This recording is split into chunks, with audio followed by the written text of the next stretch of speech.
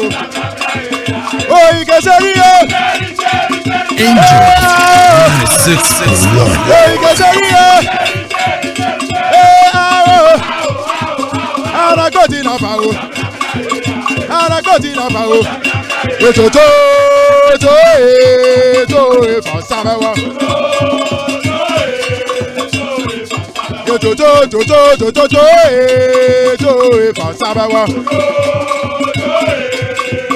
Angel 9661. Mausaka na wahu de eno so ekoso.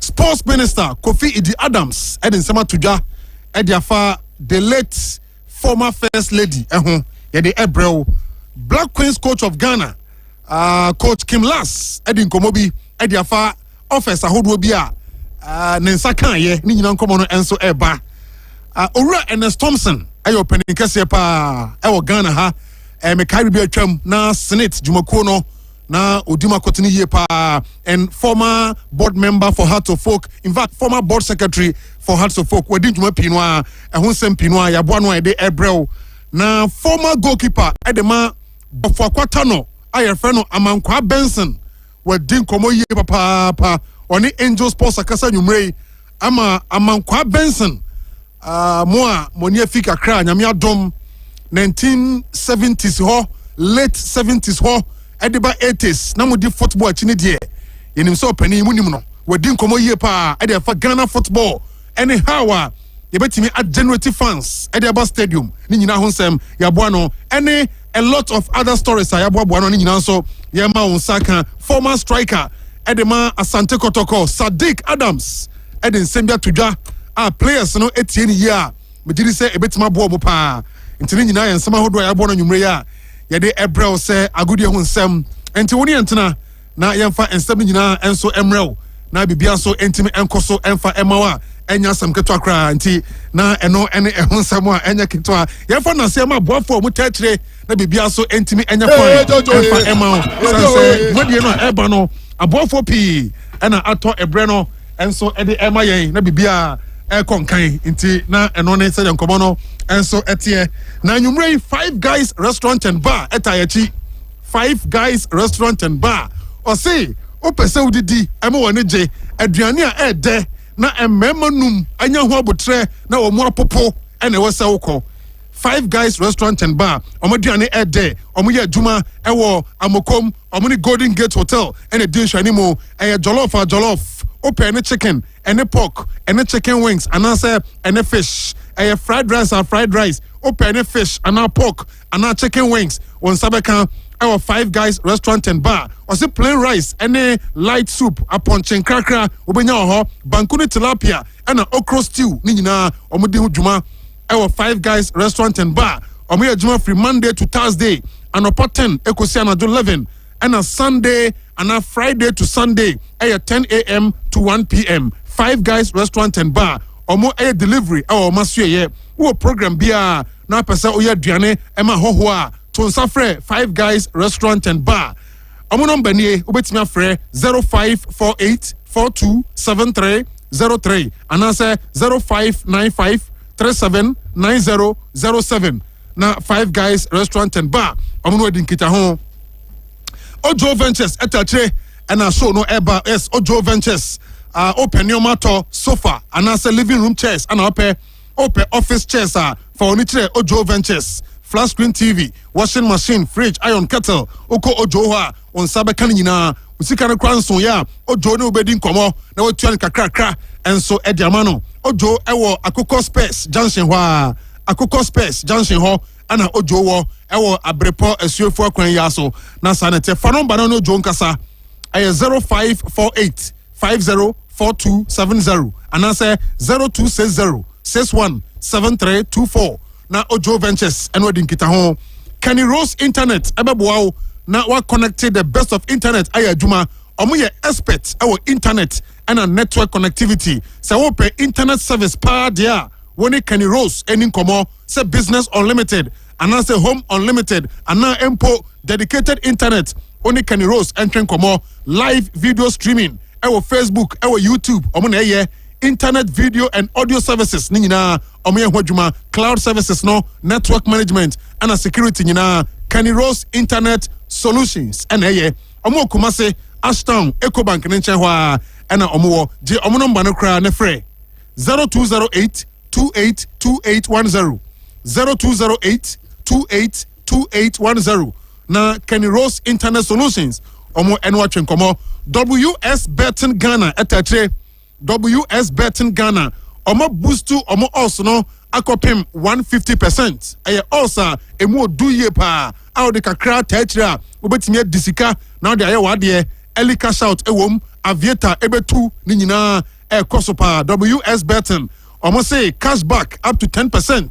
We are first depositor unya a bonus of 600%. Our WS Betting Ghana omo daily free spin up to 300 Ghana and a daily free bet up to 200 Ghana. WS Betting omo yi live matches and omo ye strong pa ebana casino elsewhere omo ewo ho WS Betting Ghana. For more information obetimi from ewo 0599 282228 0599 282228 na WS Betting Ghana empenifo no enwo sinkonwa na onso de ohia from ho bia no na omonso e de amount na bebia so atimi akoso ye enso ewo ho nti na omo ne aboafo anwumrei omo tatre eman komo no enso eba.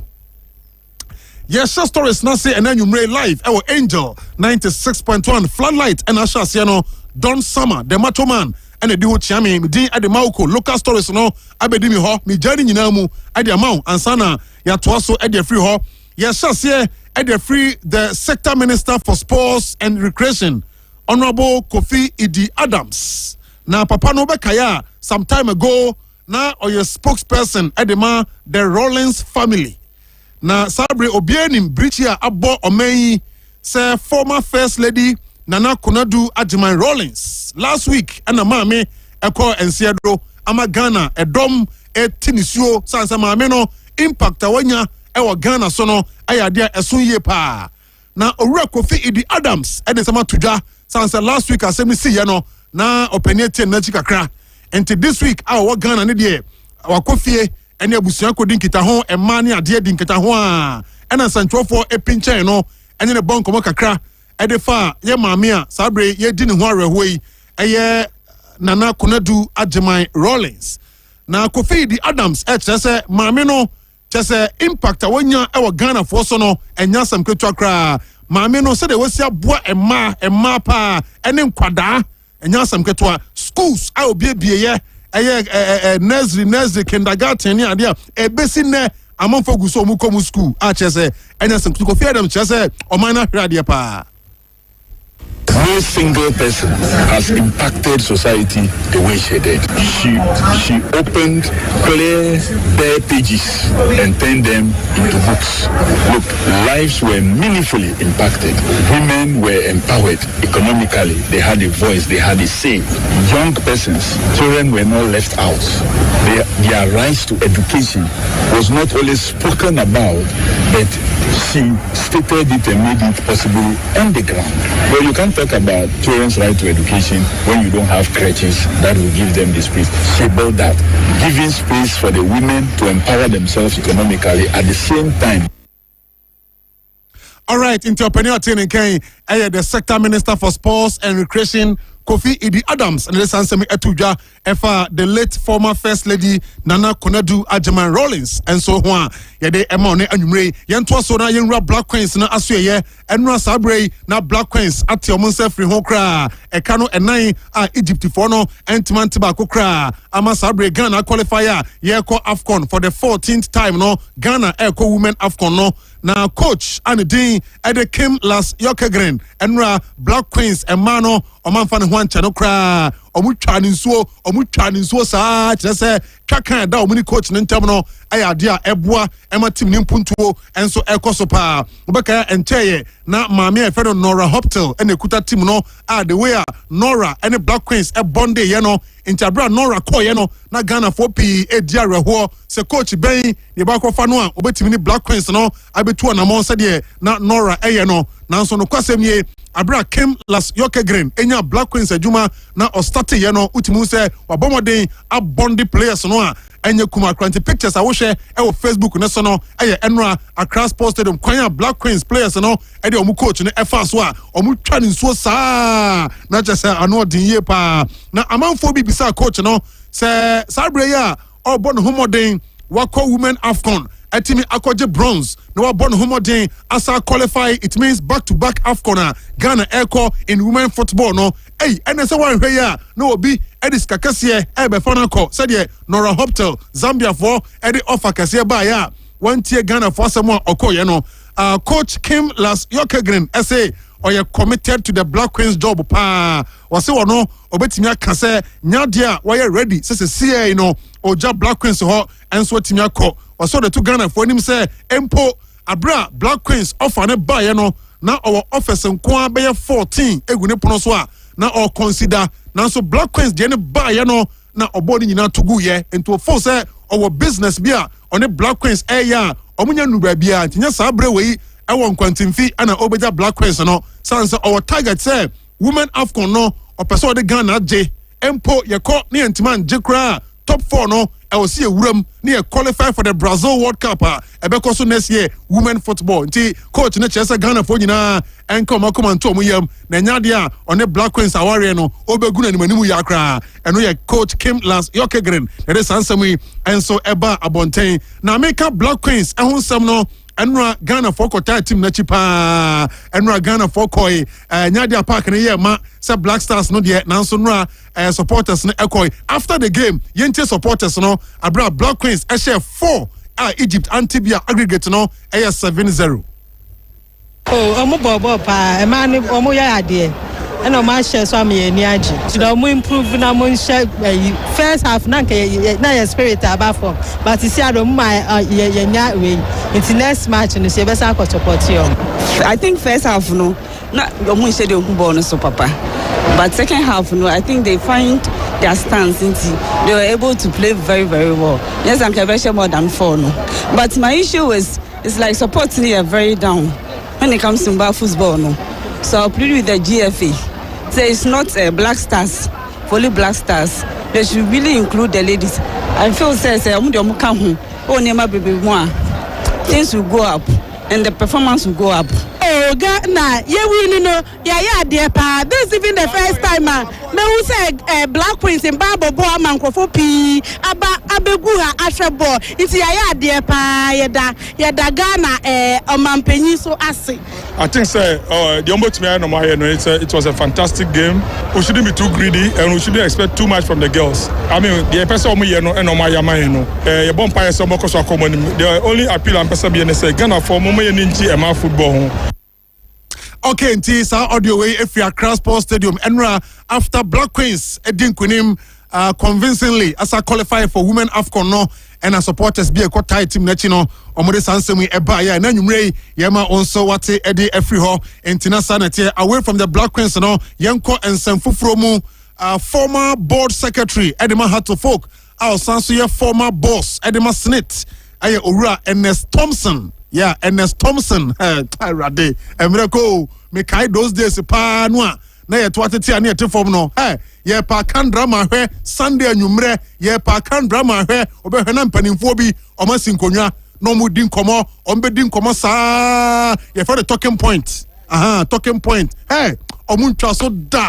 Ernest Thompson, on na bedwafo. Masa, say mu kai. If you know, you know. Na Ernest Thompson edin komo Edia fast sports ho san say sports no ya dia or pay ye pa or say Ghana said ye running sports no at teteno colonial days no the way near running sports no yan sesa no sa any running no still na yan sports no ye ko aban ho te say ye ko sire sika enti sa nyoma no yan pekwan bia mfaso na say sports fund no ya nye ni here dia any bra ye sports ne dia said ye pen no ye nya ne sakra. We're running sports on the old colonial model, which others have stopped. What's the colonial model is there's a state budget and there's an allocation for Ministry of Sports. So you go to the ministry to go and beg for money. That model is out of place. The other model of we don't have money, so government comes to assist us some money to run the league. It's good, but it's also it's not, you can't sustain it. We fought for the sports fund. I was looking at the various sports ministers over the years to find out who will bring something innovative, something different from what has been done. I saw Obiamwa trying to push that agenda. I must be fair to him. He didn't finish it. The new sports minister, I think, is really keen on doing that. Okay, I know you're Urana Jinde and Thompson and I want to answer the way I nyoma dia and ye na ye bebrepa and to who say said ye Kofi the Adams ebomode na all press for the sports fund say ebetimi aba near ye use to fund no also did say ebeboy pa okay say obi amoa and start ye na wan fan ye na so obi shase na obi nso abewie nti Kofi Adams emon homodia na sports fund no enu so obefiri ho no eno emetena na yenyina so na sports no sikamram na yemfa emo ho bra owie ye no ana otisi ne darling club ayefre no Accra Heart of Folk eso odinkomo edifa house ho ose no credit ono ontimi fansie the way a house ekono onye happy ose onye happy cry with the way a Heart of Folk eko phobia penny Heart of Folk pa wase okai those days no na omo bo Africa no na house e shaman for home and away any ade no oso mutimi come match bi na amanfo empty mpanimfo ba pa omo chaw se chale mun lower gas no so atiase ntinye no house ni bi enene ohun. I wouldn't tell lies, no, I don't. But I refrain from knowing that running football is difficult. At times I refrain from criticizing them in public. It's a long time we spoke, although we are mates. And he always tells them where we meet. We're mates in Siswon, we're mates in Legon, the same age group and the rest. But I'm not happy with the state of the thing, right? And I'm not happy because I thought we got to a state or a stage when we won the African Cup. And thereafter, that House of Folk was not only playing football, but was making a statement. The club moved from merely playing football to a club which makes a statement. I mean, when you see the team coming, you are even afraid. There was a time that people even have to beg us how many goals we should score them. And I remember in a match in Tanzania, African Cup, when we got there, in the evening they came to tell us that, look, they know they can't show, we should just take it coolly with them. But unfortunately, it went up like a graph and then started descending, right? And when a club starts coming down, bringing it up again is not easy. It's not easy at all. Okay, nti Ernest Thompson and our technical or say House of Folk as a graph no just a sini trust free time one omuje mu no na team so tough on terms adia e be den pass obesa so page e si ho or say House of Folk no as a Real Madrid atem bia no uhia key players bi uhia statement signings bia sa players ni betima change game no e dey amount to say the days are no more notable names to say Infantaribo Ismail Ado and Emmanuel Seku for the general mo Charles Taylor mo tenin Neomani adia yenti Ernest Thompson. As of this, it's like a Real Madrid. It's not a team you go all the way down to go and pick genuine men to come and play. You can pick some few people from down, but you need to invest on some key players, right? I mean, when push comes to shove and we are playing, I know I have an Ismail Ado, a Emmanuel Seku, a Charles Taylor who can do some change. I have a family, right? You don't see that in the team, so there's something a little bit wrong with the recruitment policy, right? And it's a team that even when they draw, the supporters are annoyed. So you need to invest in that area. The problem with recruitment is that if you don't have the good and the correct people and the honest people to advise you, you might end up buying a lot of players by wasting money, right? Because they will not bring to the fore what you want to really achieve. All right, I know you're some opening Ernest Thompson or there to a jar and Mray, Yenina Yeti, our husband, and Yasam Ketua, make us say, I don't summer. At the statements, we are Basisia, I tester, and Yasam Ketua, or say, Ernest Thompson is a critical thinker.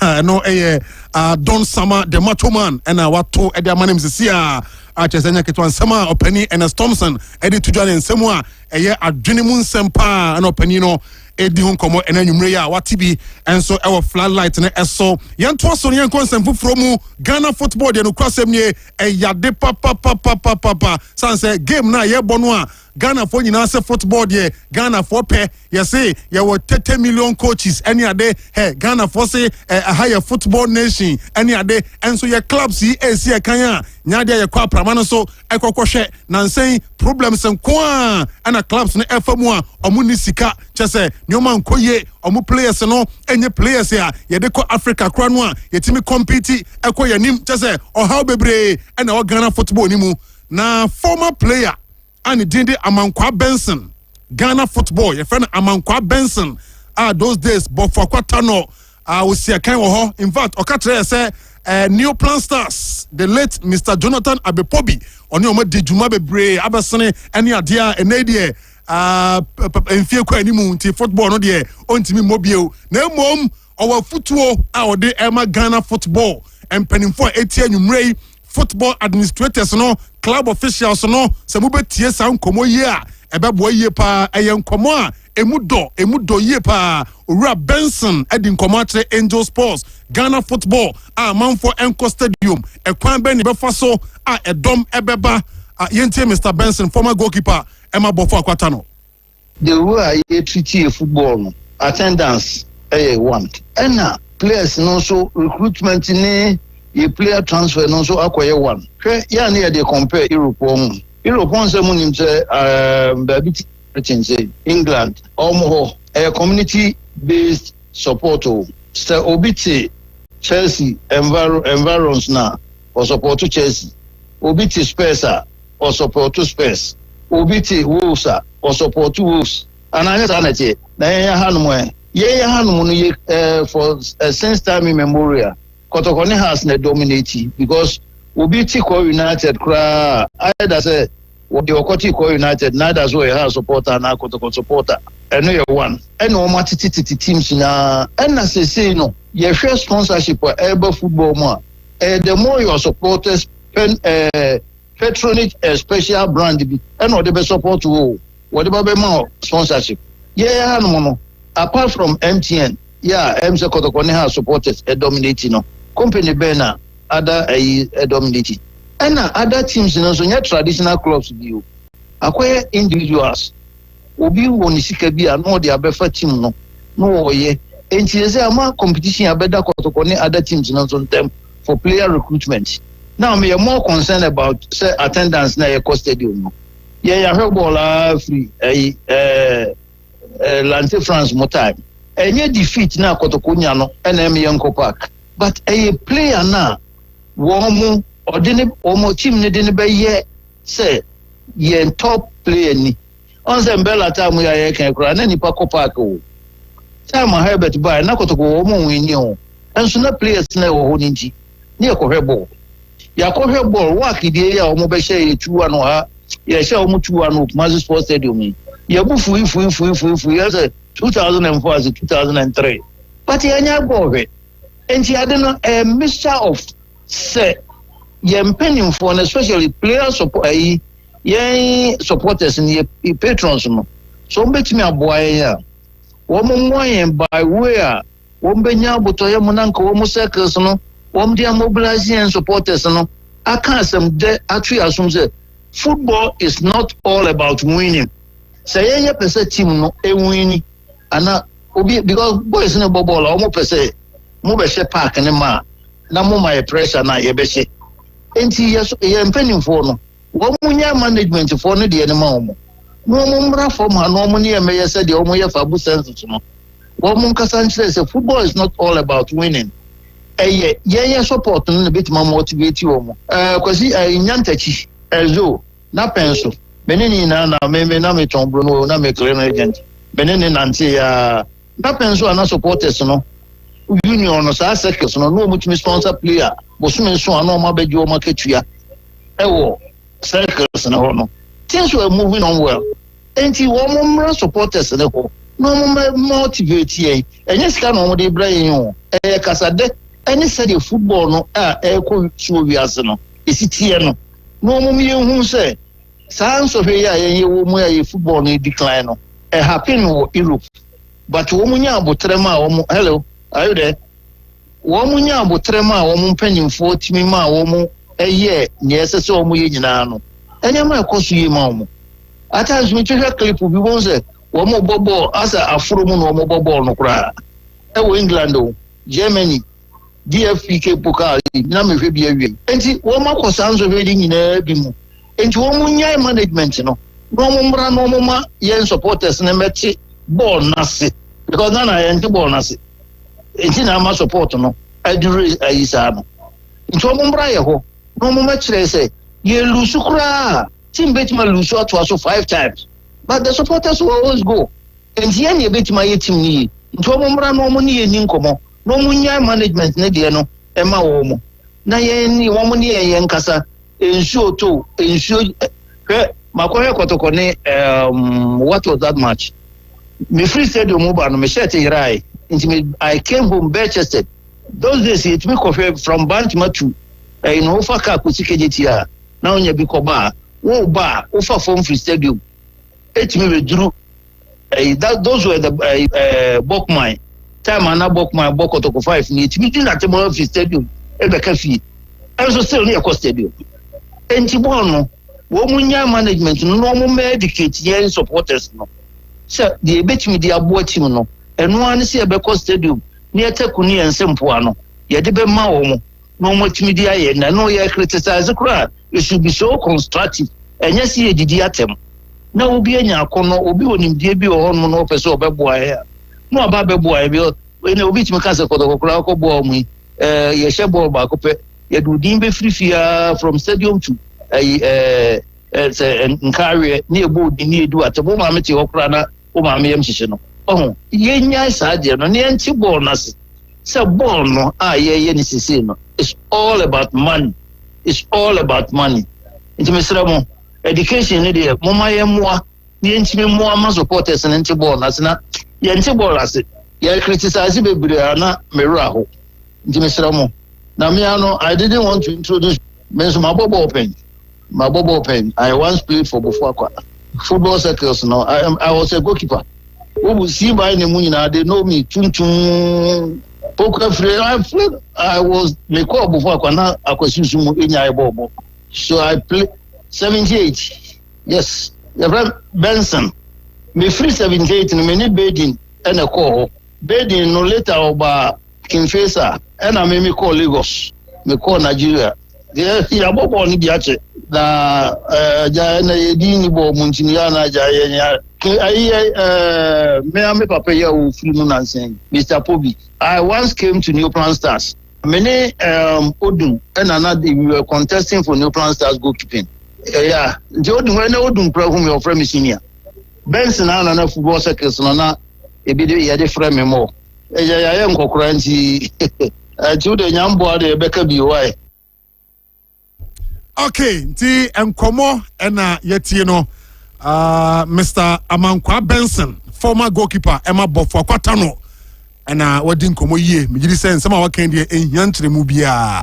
Nti na and also any dey tie. You better also add the stories na me tie for live. Our Floodlight na so Angel 96.1. Yanko semfufro mu na yanko 11 Wonders Club no aso ye ene dey yense ka kire say 11 Wonders omu coach ni Odate Lamte.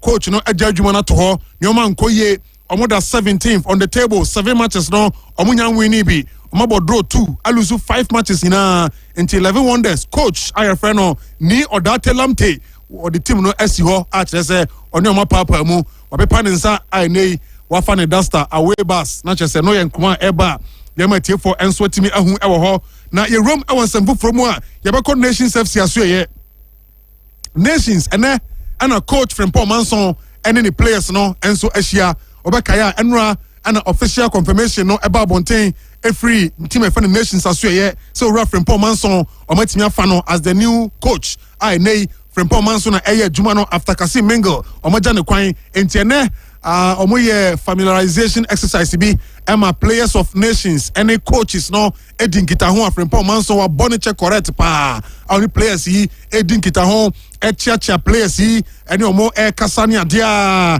ani nyina course wa yenim say weekend yi adageni ho kra anti players no was say omoye omadwen ye na omo tuni omadwen towards coach from Paul Manson baby a odi team no enso efa meka direction of the team no enso eko na sa NIT local players ewa football kakra na nwumre make say former striker Edema Sante Kotoko obekaya onyakwanya kra eko ball Atletico Madrid kakra meka branch Sadiq Adams Sadiq oya striker masa nye easy say Hustle Folk final match pa obebo hat-trick etia Hustle Folk enye bete MTN FA Cup final ewa Tamale Sadiq Adams first half na no attendance every home na Sadiq say local players amutie no ni nuanu nkuma owa football bia wode emamo say kakra teams de mamo no mamo mfa nyina enwemonum eno ya football ode eba ana men bi sika so a ebebro akatua so. So the only advice I can give to them is akatwani de obi anim senye. So the only advice I can give to them is they should live life according to their pocket, according to their salary. They should not, overdo past themselves. They should not overdo things past their pocket or their salary. That's the only advice I can give them. Advice I meet their mom on say, mom nyentra omubotum and I say mom live life and tra omubotum and I say salary. That's the only advice. Okay, the advice ana asem enso atwa afiri mu aba no enti afuto ne yetie bi na e de airboy ho bra na bibia so ekoso e de mayen yenko Dreams FC aso ye no kwasem ne Dreams omo league no omo nsa se ye kra na nsen na se omo pick 1 or 2 points omo de airboy omo ho na Dreams FC vice president no Prince Abdul Hamid. Now Prince Abdul Hamid say Nukrenie Oman expect say ombenya a bad start kra after say preseason no omunya ni ye eko jeans and check up any ade nyina. I think nobody will be happy with this start. It wasn't the plan. It wasn't what we were thinking in Yoma. But then it's one of those things in football when you prepared and you believe the team is ready, and then all of a sudden, with first lose, any second lose, no, team now crumble a bit. But if you look at the team, we still have what it takes. We still play good football. But just what is left now is for us to start scoring. I believe when we start scoring, the team will totally change. I have all the belief that. Right, and now Dreams FC as Prince Abdul Hamid, vice president at the Dreams Club no, and what in Kano. Now so far factors are affected Dreams no. Dear factors are dear pa and I drain ama Dreams antimania a good start abra preseason no omunyano smooth. I don't think there will be any fact per se because if you look at our preseason, it's a tournament where we beat almost everybody. Yes, we scored higher goals. We had a good tournament, which is one of the biggest preseason that we had. And if you look at our performance, we replicate the last ending of our last year's performance into the new year performance, with the winning of a Century Cup. But there's like I said, football sometimes you can't predict. You can't predict. We were hoping. We're very confident. Say, boys will take that form from the Central Tournament and start the league well. But unfortunately, it didn't happen. So I don't think there's particular something that we can pinpoint. But I'm sure the coaches are working. They are working very well to make sure we get out of this situation. Okay, I know your Dreams FC asue and away every eba na Asante Kotoko. And I drew omo asue obakaya and cheye and a Kotoko Echo Africa eba na de frimu eba ne say striker Albert Amoa sabrede wa join the club o Libya friend Ali Benghazi na nyumre so Facebook and so dia come me di when himself Albert Amoa and I started training I'm on a new club Ali Benghazi the way a striker etumrika na striker yeto no pass no age no pia nyasam keto akra yeto no abo ne yaso ne yato na wagina ho no atumrika kakra ene ade ho images nyina ana etwagu e Facebook na so Angel FM Kumase 96.1 NT Albert Amoa starting a new journey Libya Ali Benghazi and also a piece of good news yede ema and so every ho be kaya no pay be catch say Great Olympics for say sad deal way omo 30% share mu a omo pese kankama share omo so nsaka na omo de omade enso ho enti na eno so ene de tie yento so Sante Korokwaso once again me was statement a free the office of the chairman elect Asante Kotoko supporters ni nyina ene se opening Solomon Ofosuware wono ene de statement we ababonten na statement no o say congratulatory message to the newly elected NCC chairman and executives of Accra Hearts of Folk. Bakaya weekend the tram we are House of Folk supporters no ekoye elections are womatima koyi ompanimfo a wombetimi steer the affairs of House of Folk supporters no enunti na make us say statement way enso aba opening Solomon Fosuare wode bo omaba so omonso akoto aba eye chitafo mpanimfo a ebetimi aboa na club no enso eto anamon na eno nso ene de tie ewo ho make us say Ashanti region and China Division 2 league and also started in day Division 2 league ever started our Ashanti region the clubs ni na eguso omonso prepare and our pram elite under 19 championship and also game back kwakoso nyumrei Greater Accra region any Ashanti and a boy full time Ashanti region actually Greater Accra by 2-1 and no am Ashanti region team I qualify semi-finals after say womo a topic group B with 10 points ti eno ene de TNT and you ready Modaroma we any stories are ye de eba ye say efisem our floodlight ne so Angel 96.1 enti na and also any hunsem a enye keto akra nti na de kwedie ayebeye na fe ya dan ye ho na yakoje de toaso enso me tie na ye hu de eno so eba Jeff say ja otepuno kase so bibia kwaso panyi kase bia boko say enwede komon ketenkete antimamba matesa bibinti entimi ma ti gaire you say party for chew say o madaroma o mo fanche ne okay yeah ene bibinti aha komon ketenkete entimi ma yeah but a segment are about to stay yeah Come on, getting yeah. Come on, getting very interesting. Yeah, necessary pa. Yes, indeed. I know any the air course. Yes. The NSA it be released. The Odaroma. Acquitted and discharged. Okay, ti awusan for Maugodo na ya teren kano. Starboy Junior ebe toaso edi amaye. Na yetimi afa every ho nti monse so emaye yede commentary ene eba Chelsea eba Wolves ere game back one ano ebe dinye pa nti ho commentary no yede eba senti Starboy ebe take position na yetimi afro kama pa nti sa ene na mamenya awodawe na yetimi enkoye nim na de omu say happy birthday to Ernest Opon Kankam. Happy birthday to Ernest Opon Kankam, aka Apietus. And I said, brother, yes, inti Ernest Opon Kankam, don't know friend Apietus. And I said, brother, Okosuku, ewo Eja ba deke, ewo Ebuakwa Menshia, Eja ba deke, ewo Ebuakwa Menshia ho, and Apietus. And I said, brother, Okosuku, and then I would that.